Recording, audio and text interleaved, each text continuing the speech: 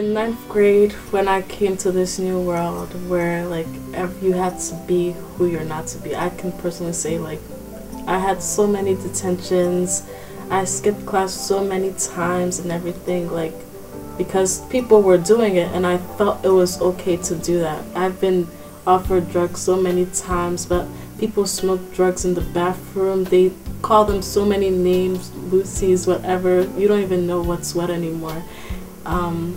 People come to school and they're proud of saying they drank over the weekend just because their friends said, oh, drinking is fun, everything. They smoked over the weekend. After school, right down the street, right next to the gas station, people do sell drugs. You can walk by, they'll try to sell you drugs.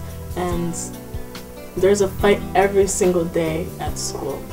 People always crowd around to see. And instead of helping, like, there was a fight I can say, like 2 months ago, I would say, early September. There was a fight, and the girl, I don't personally know her, but I can say the people I see her hanging around with, I believe were really her true friends.